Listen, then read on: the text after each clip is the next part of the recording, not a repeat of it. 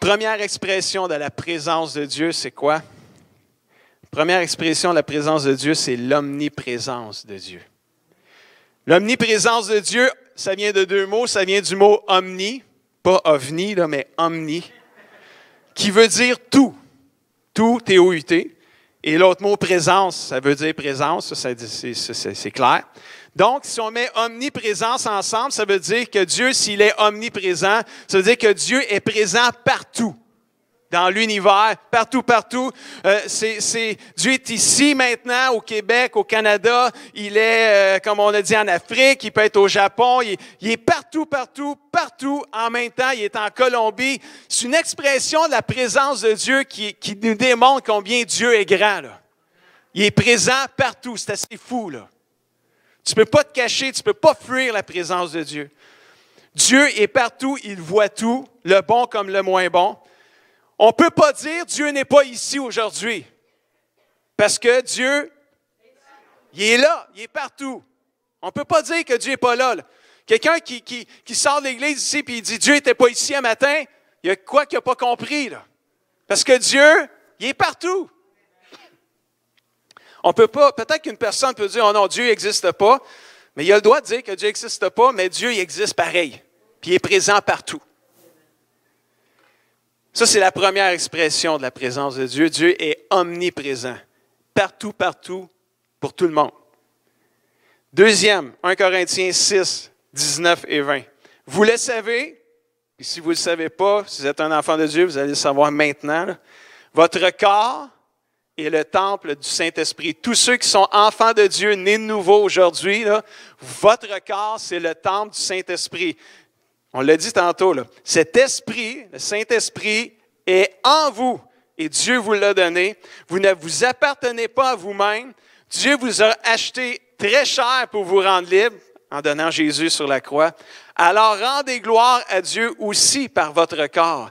Et là, on parle de la deuxième expression de la présence de Dieu dans nos vies. Et il y a le Dieu qui est présent partout. Mais il y a aussi ce qu'on pourrait appeler la présence intérieure de nous, où ce que Dieu est présent en nous. Dieu est présent pour tout le monde, partout. Mais la présence intérieure, ce n'est pas pour tout le monde. La présence intérieure, ce que Dieu est en nous, c'est pour ceux qui sont des enfants de Dieu. Car tous ceux qui ont reçu Jésus, tous ceux qui ont cru en Jésus et qui l'ont reçu, Jean 1, 12 et 13, Jésus leur a donné le pouvoir de devenir enfants de Dieu. Alors à tous ceux qui ont reçu Jésus, qui ont cru en lui et qui l'ont reçu, vous êtes devenus un enfant de Dieu. Ça, on appelle ça la nouvelle naissance. Et quand on est de nouveau, Dieu vient vivre en nous par le Saint-Esprit. Et ça, c'est merveilleux, là. Dieu, il est présent partout, en Australie, en Chine, dans tous les pays du monde, mais il est aussi présent en nous. Ça c'est encore plus capoté, là. Parce qu'en même temps qu'il est en moi, il est partout autour de moi aussi. Wow! Il fait tout. Sans qu'on le sache, des fois, on n'est pas toujours conscient de sa présence, là. Mais quand on fait des niaiseries, là, il est là, hein, puis il nous voit faire des niaiseries, là. Tu sais, quand on fait des niaiseries en cachette, là, de nos parents, là, mais Dieu, on ne peut pas, il sait. Hey, c'est fou, ça aussi, là. Il y a un chant là, que je pense qu'on va chanter tantôt, là, ça dit « Devenons toujours plus conscients de sa présence. » Mais, hein, Seigneur, je veux être plus conscient encore de ta présence. Je ferais peut-être moins de niaiserie. Quand je dis niaiserie, là, on pourrait appeler ça péché aussi, là. Je suis poli quand je dis niaiserie, là. Mais quand on commet des péchés, Dieu est là aussi, là. Il nous voit, il sait tout, là. On ne le surprend pas, là. Il sait, il est là. La présence intérieure de Dieu. Donc, en réalité, on vit dans la présence de Dieu à tous les jours. Si on est un enfant de Dieu, on vit dans la présence de Dieu à tous les jours. Ça, c'est vraiment extraordinaire. Dieu, il est avec nous, mais plus que ça, il est en nous tout le temps. Ça, c'est la deuxième expression de la présence de Dieu. Mais il y en a quand même une troisième que je veux partager avec vous. dans Exode, chapitre 33, versets 9 à 11. Lorsque Moïse avait pénétré dans la tente ou dans le lieu où la présence de Dieu résidait dans l'Ancien Testament, ou dans d'autres versions, il appelait ça la tente, c'était le tabernacle, c'était la présence, comme le temple de Dieu. La colonne de nuée descendait et s'arrêtait à l'entrée de la tente et l'Éternel parlait avec Moïse, qui était le leader du peuple de Dieu. L'Éternel parlait avec Moïse, verset 11, face à face, comme un homme parle à son ami. On pourrait appeler, ou je l'appelle cette manifestation ou cette expression de la présence de Dieu, la présence manifestée de Dieu. Moïse avait eu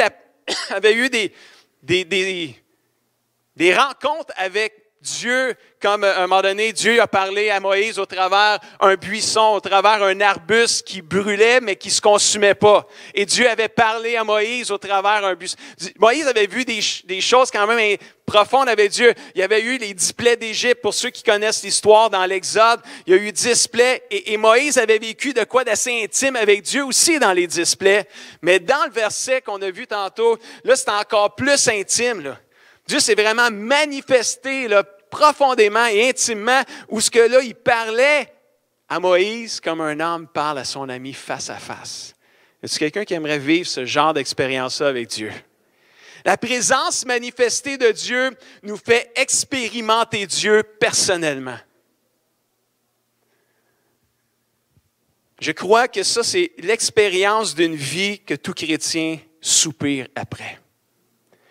De savoir que Dieu est présent partout, c'est extraordinaire. De savoir que Dieu est présent en nous, c'est fantastique et merveilleux. Mais d'avoir la manifestation de la présence de Dieu à nous personnellement, ça, c'est glorieux. Et ça, là, ça nous rend amoureux de sa présence. La Bible rapporte que chaque personne de la Trinité, Dieu le Père, le Fils et le Saint-Esprit, s'est clairement manifesté dans la vie de certains individus dans la Bible. Dieu le Père s'est manifesté clairement à Moïse, on vient d'en parler. Dieu le Fils, lui, s'est manifesté directement quand il est venu dans le monde au travers de la Vierge Marie, puis qui est né. Jésus est venu, il était en chair et en os, il était un humain. La Bible dit dans Jean 1, verset 14, « La parole qui était Jésus est devenue un homme. Il a habité parmi nous, nous avons vu sa gloire. Cette gloire, il la reçoit du Père, c'est la gloire du Fils unique, plein d'amour, de grâce et de vérité. » Tout le temps que Jésus a vécu sur la terre, il était la présence manifestée de Dieu.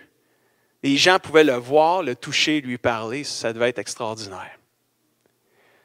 Puis il y a eu Dieu, le Saint-Esprit, qui lui s'est manifesté aux croyants dans la chambre haute au tout début là, de sa venue, qu'on célèbre aujourd'hui la Pentecôte, dans Actes 2, versets 2 à 4, où Dieu, le Saint-Esprit, s'est manifesté aux croyants dans la chambre haute. Tout à coup, un bruit vint du ciel, comme le souffle d'un violent coup de vent. Le bruit remplit toute la maison où ils sont assis. Et là, les gens voient apparaître des lampes, comme des lampes de feu, puis elles se séparèrent et se posèrent sur chacune des personnes qui étaient dans la place. Et toutes les personnes qui étaient dans la chambre haute furent remplies de l'Esprit Saint, puis se sont mis à parler en d'autres langues. Et c'est l'Esprit Saint qui leur donnait de faire cela. Nous ne pouvons jamais perdre la présence de Dieu dans la réalité. Parce que Dieu, il est présent partout. On ne pourra jamais perdre la présence de Dieu parce que Dieu, il est omniprésent. Là. Il est partout, partout, partout. Ça ne se perd pas, la présence de Dieu, il est partout. Mais on peut perdre le sens de sa présence. Il n'y a jamais un moment où Dieu n'est pas présent avec nous. Mais il y a des moments où sa présence n'est pas manifestée parmi nous. Parfois, on ressent sa présence, puis parfois, on ne la ressent pas du tout. Il y en a qui vont sortir d'ici ce matin qui vont dire « Non, je n'ai pas ressenti la présence de Dieu », puis il y en a d'autres qui vont dire « Ça n'avait pas d'allure à matin comment la présence de Dieu était hot. » Tu peux avoir tout ça à matin, là. Puis là, tu dis ça à quelqu'un, puis l'autre te dit « Moi, je n'ai rien senti pantoute. » Des fois, on ressent, des fois, on ne ressent pas. Puis la Bible, elle dit quoi? Elle dit, mon juste vivra par les feelings. Mon juste vivra par la foi. Alléluia. Ce n'est pas une question de feeling, la présence de Dieu, c'est une question de foi. Mais des fois, on a des feelings de sa présence. C'est le fun, des feelings. Mais ce n'est pas parce que tu n'as pas eu de feeling que Dieu n'était pas là. C'est ça qui est important à dire. 2 Corinthiens 5, 7, car nous marchons non par la vue, mais par la foi. L'omniprésence de Dieu peut exister sans qu'on en soit conscient. Il y a plein de gens qui ne sont pas conscients de la présence de Dieu partout, peut-être même nous autres, des fois on ne l'est même pas conscient de la présence de Dieu. Mais la présence manifestée de Dieu à nous personnellement, là, on en est conscient. On le sait. Quand Dieu se manifeste à nous, là, on le sait. On en est conscient parce qu'on ne pourrait pas dire que Dieu s'est manifesté à moi si on n'en était pas conscient.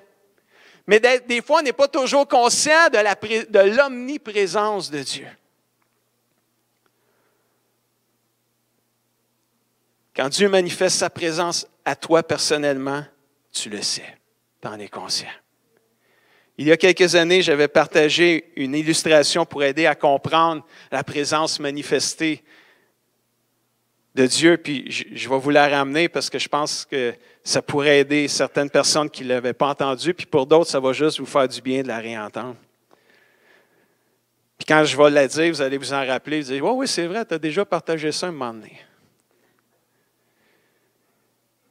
Je suis dans la maison. Ah, ça revient. Il y en a qui revivent tout d'un coup. Je suis dans la maison. Ma femme aussi. Mes enfants sont là. Là, il n'y en a plus beaucoup chez nous. Ils sont presque tous partis, mais faisant semblant que les 4 sont là. Tout le monde sait que je suis dans la maison, mais je suis dans mon bureau, dans ma chambre. Tout le monde sait que je suis là, mais il n'y en a pas un qui est avec moi dans mon bureau. Tout le monde est éparpillé dans la maison, mais tout le monde sait que je suis là. Je suis présent. Puis là, à un moment donné, il y en a une ou un, ma femme ou mes enfants, qui dit « Guy! Viens ici! Ça ne marche plus avec l'ordi! » Elle n'est pas là, ma femme, j'en profite un matin. Pour y dire que j'en ai profité, finalement. Puis là, ben, qu'est-ce que je fais? Quand elle dit « Guy, viens ici, j'ai un problème avec l'ordi! » Ben, je me lève, je change de pièce, puis je la retrouve là où elle est, dans son bureau à elle. Vu qu'on n'a plus d'enfants quasiment à la maison, on s'est rendu avec des bureaux, chacun personnellement. Puis là, j'arrive dans son bureau, et qu'est-ce que je fais dans son bureau? Je manifeste ma présence qui était déjà là. J'étais déjà présent, là. Mais là, j'arrive et je manifeste ma présence. Où ce que là, je peux lui parler, elle peut me parler, je peux l'aider avec l'ordi, puis elle peut m'aider quand moi j'ai des problèmes avec d'autres choses que l'ordi. On a chacun nos forces et nos faiblesses. Mais là, je manifeste. Quand mes enfants m'appellent, puis qu'ils disent « Père, viens ici, ça ne marche plus, il y a quelque chose, il faut que je te parle. » Et là, tu descends en bas, parce que là, les enfants sont en bas. Puis là, j'arrive à eux, on se fait un hug, on se fait un câlin, je manifeste ma présence. Mais j'étais là. J'étais présent. Puis peut-être même des fois, mes enfants, j'étais tellement là, mais tellement pas là. Pour eux autres, je suis là, puis je suis pas là.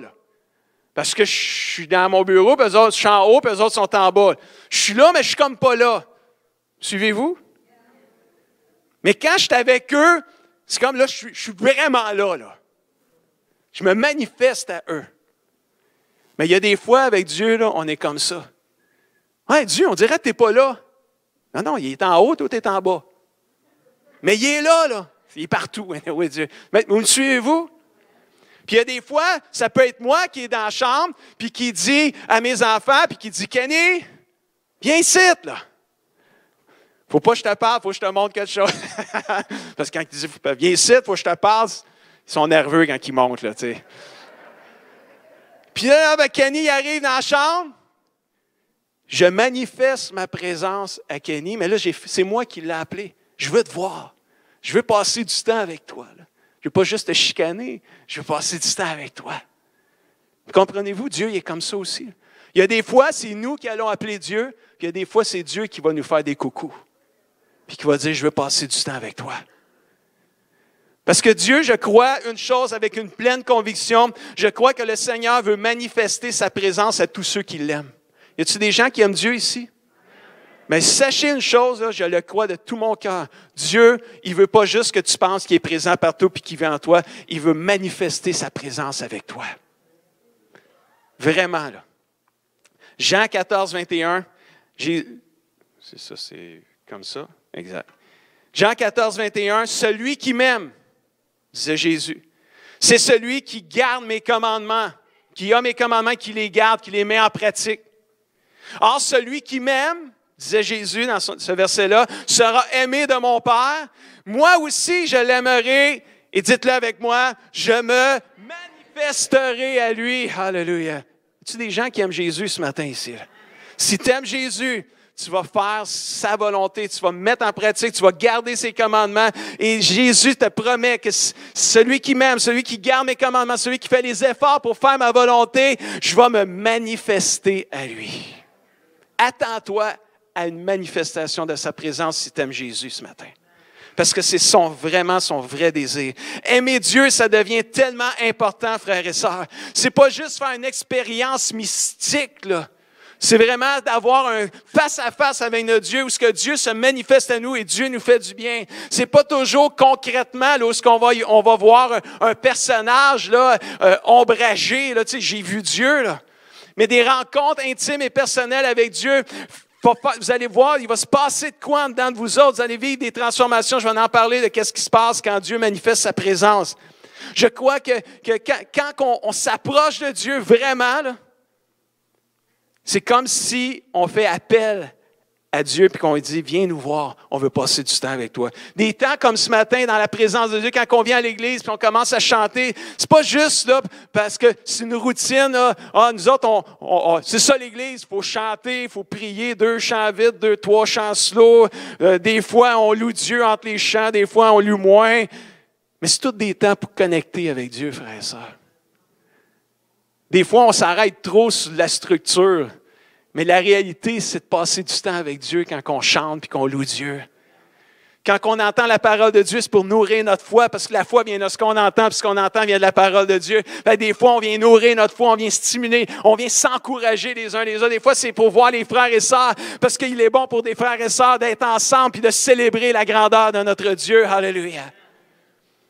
Tu as toujours un diable là-dedans, là, le petit démon là, qui est sur l'épaule droite ou gauche, là, je ne sais plus trop laquelle, là, mais qui essaie toujours de t'écœurer, de te tanner, puis de t'enlever la joie du Seigneur, la joie de Dieu.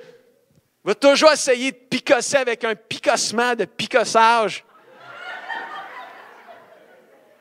Puis on se laisse avoir par ces picossements trop souvent, frères et sœurs. C'est tellement merveilleux, la vie chrétienne. C'est la plus belle vie à vivre sur cette terre, la vie chrétienne.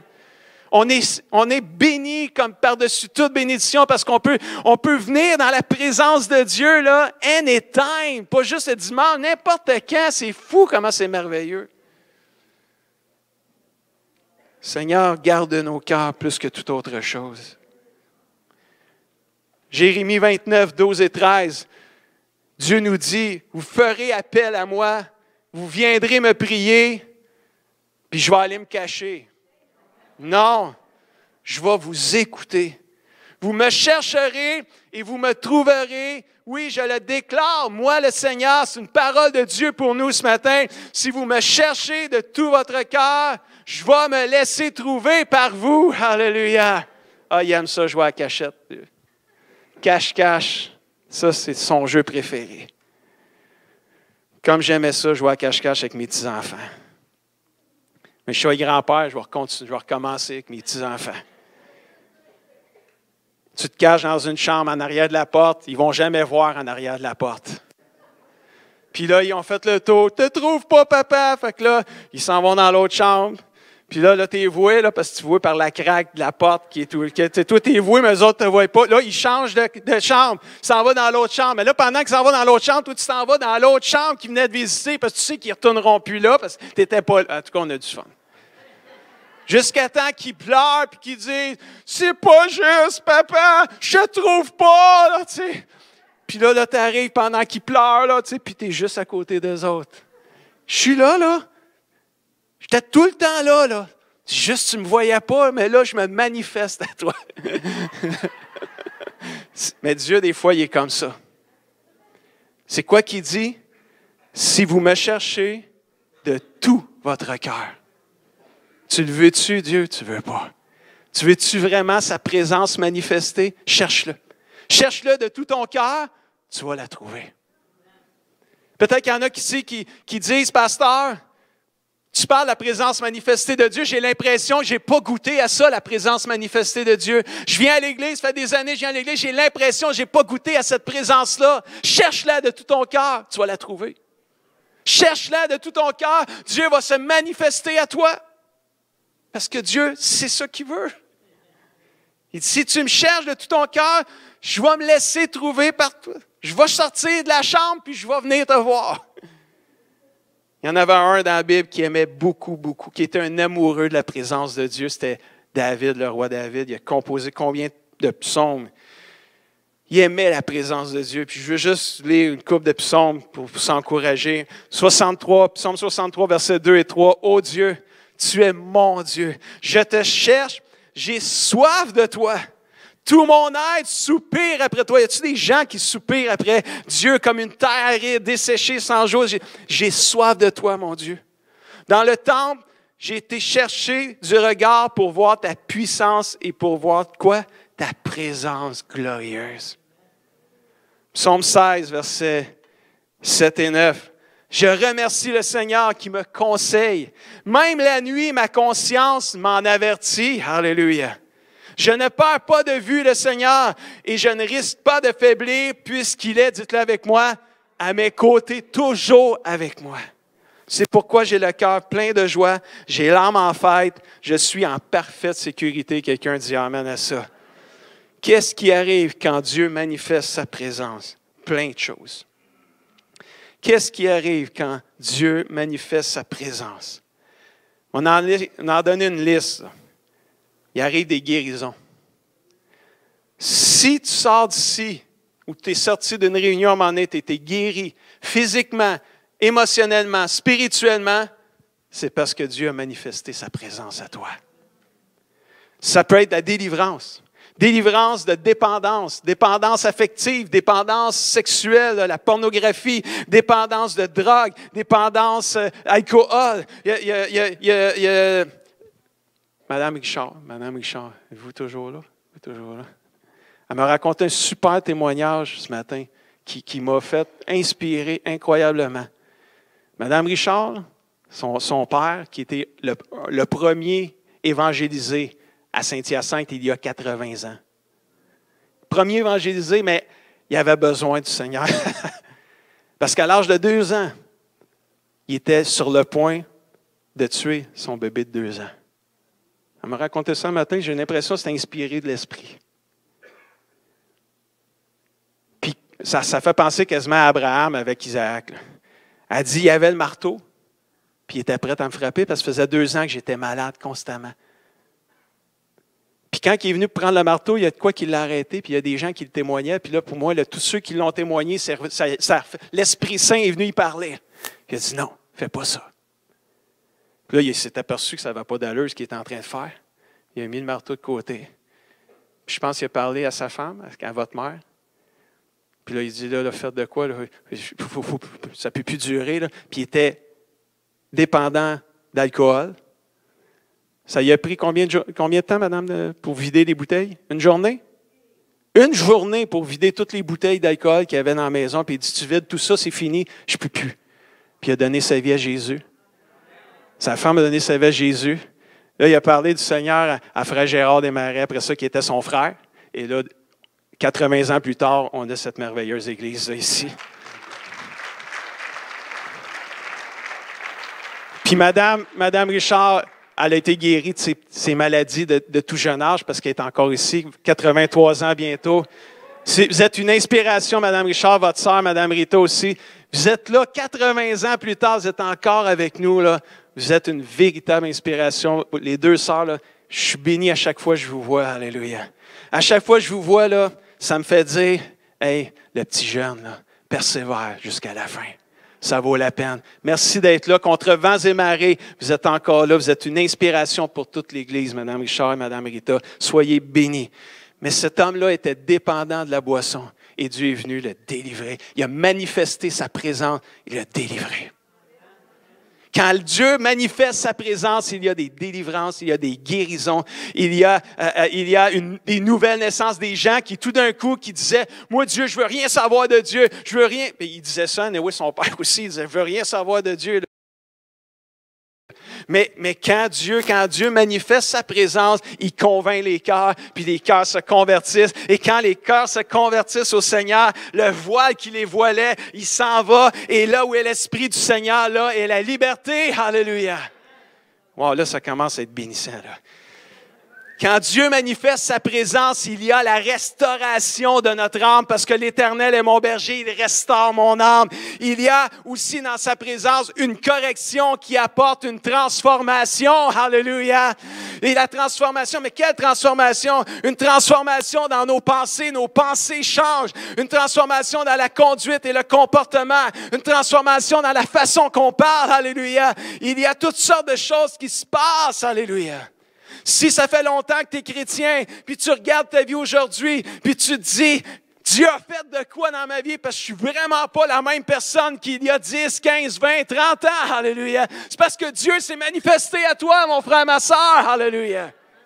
Parce que quand Dieu manifeste sa présence, il se passe quelque chose, alléluia. Il y a de la joie qui vient malgré les épreuves qu'on peut vivre. Il y a une paix surnaturelle, une assurance, une confiance que même si on vit des épreuves, Dieu nous donne une paix surnaturelle. Il y a juste dans la présence manifestée de Dieu qu'on peut vivre ça, frères et sœurs, alléluia. Il y a un respect de Dieu qui grandit, un désir de se purifier de nos péchés. Et quand Dieu manifeste sa présence, il peut y avoir des miracles, alléluia. Il peut y avoir une prophétie qui peut être donnée, du repos, des forces fraîches. Il peut y avoir un dépôt d'une foi dans notre cœur qui déplace les montagnes, alléluia. Il peut y avoir de l'aide pour prier parce que l'Esprit Saint, il vient nous aider quand on ne sait plus quoi dire dans nos prières. Il peut y avoir l'appel de Dieu pour servir. Il peut y avoir une direction. Il peut y avoir du bonheur, qui est un état de complète satisfaction, un bonheur durable. Dans la présence manifestée de Dieu, il peut y avoir la consolation et le réconfort dans un temps de deuil. Et il peut y avoir une intimité avec Dieu extraordinaire et grandissante.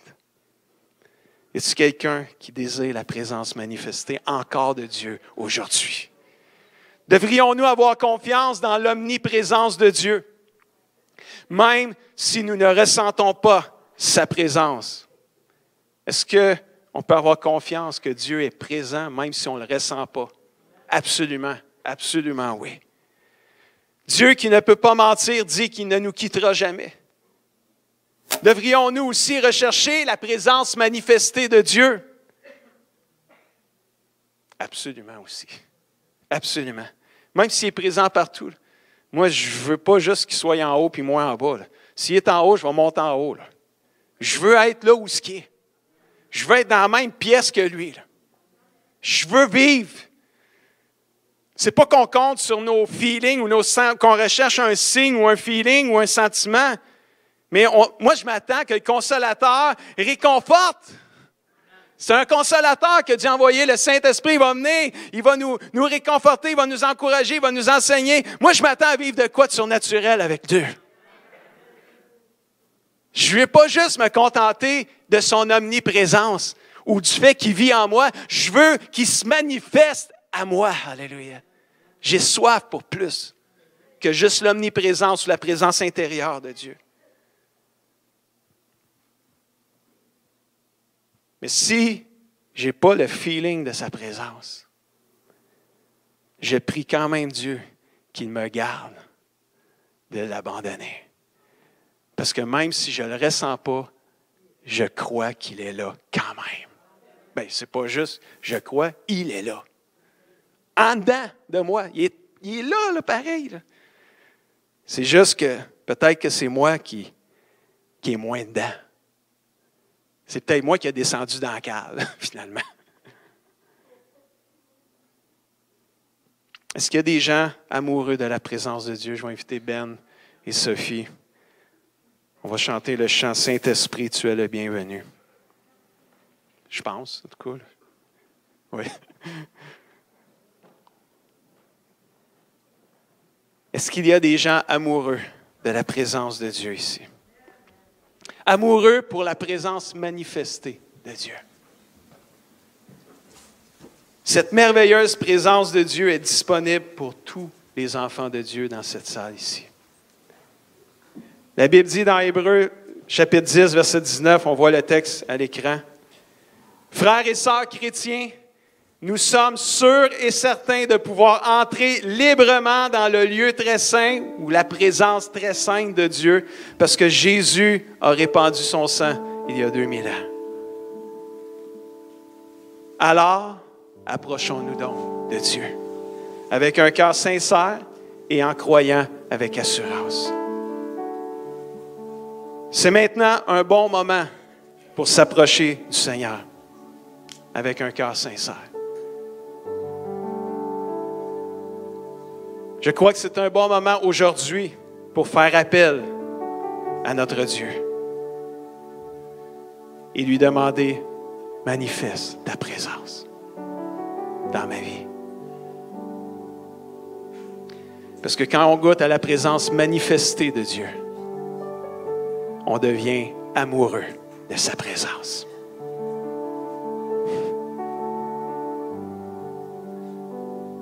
Moi, j'ai été élevé presque chrétien. Depuis l'âge de 7 ans. On recule la cassette, là, en 73, 74. J'ai grandi dans l'école du dimanche comme tout le monde. J'ai vécu l'omniprésence de Dieu. Dieu était présent partout, mais je n'avais pas goûté la présence manifestée de Dieu. J'étais trop jeune, j'en étais pas conscient.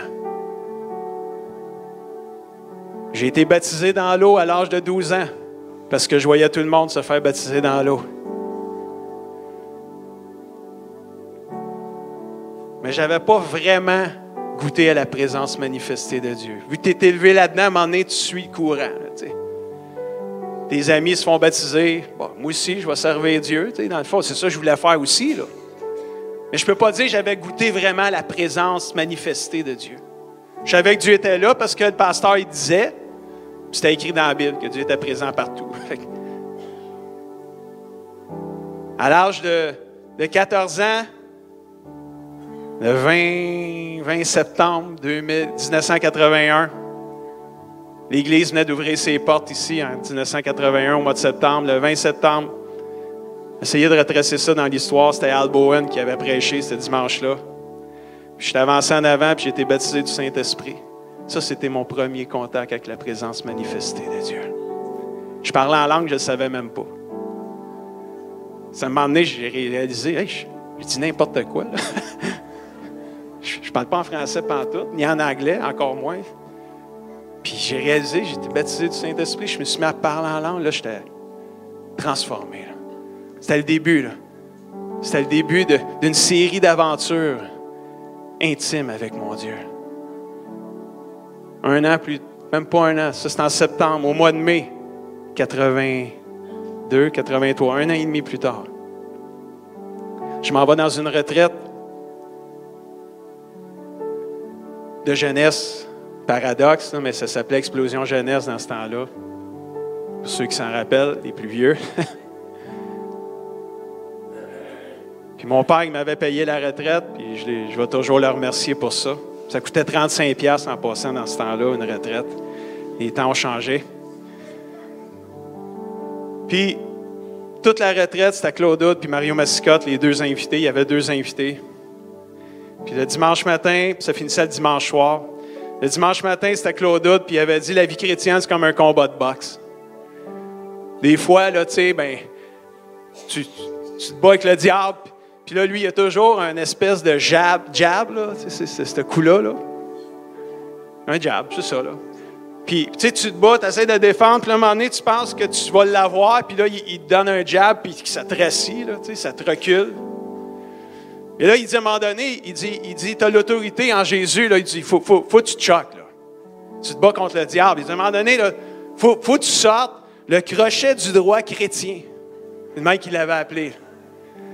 Puis il dit, là, tu ramasses le diable par là, comme ça, là. Puis là, c'est lui qui tombe, puis qui est knock-out. Puis ça, il avait prêché ça. Là, le soir, c'était Mario Mascotte. Ça, je ne m'en rappelle même plus ce qu'il a prêché, Mario Mascotte. Mais il arrive à l'appel, puis il dit, y a-t-il quelqu'un ici qui sent que Dieu l'appelle pour prêcher, puis le ministère, puis écoute,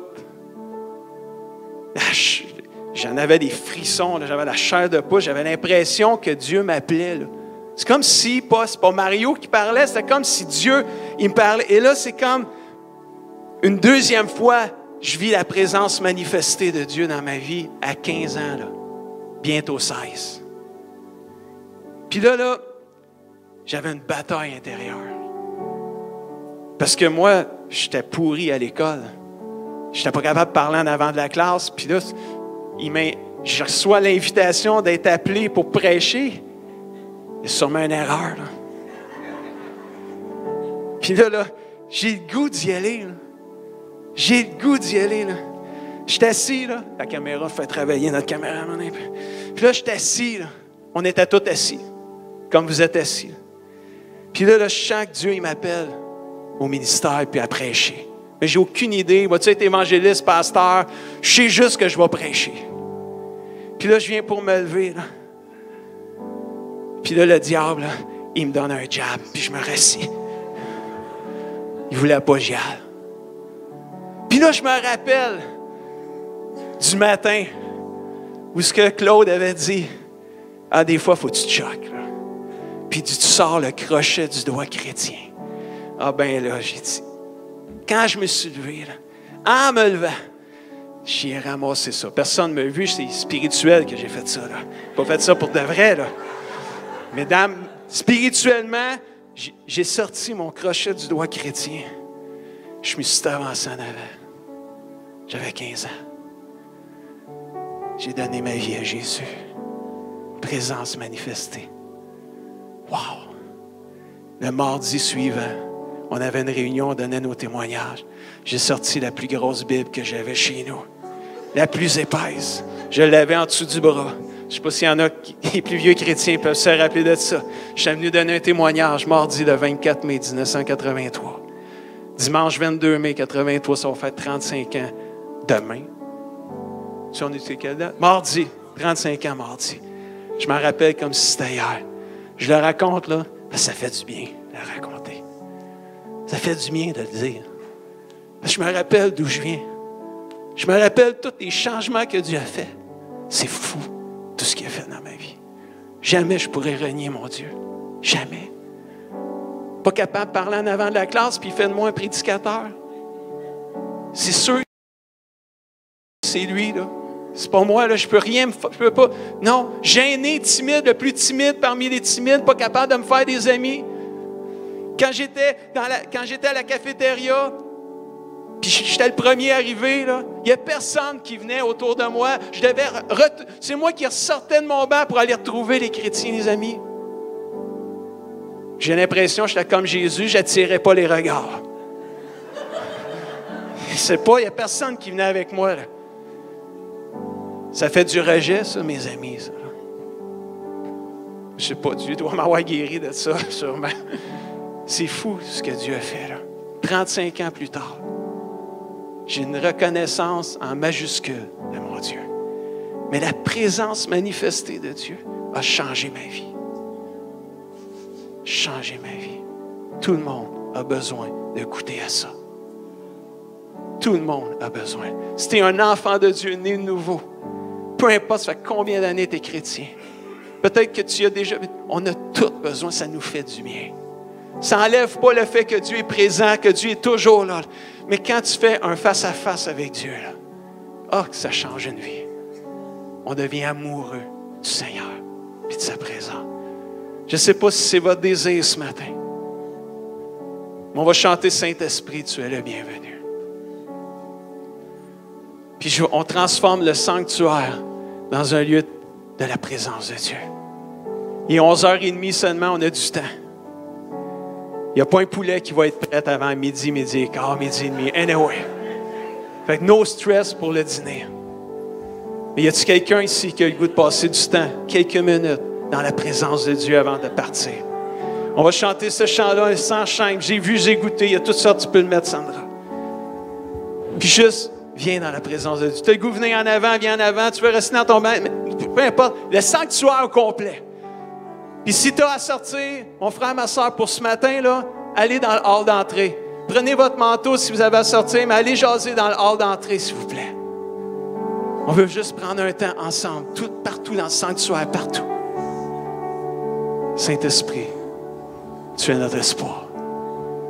Manifeste ta présence. Tu es notre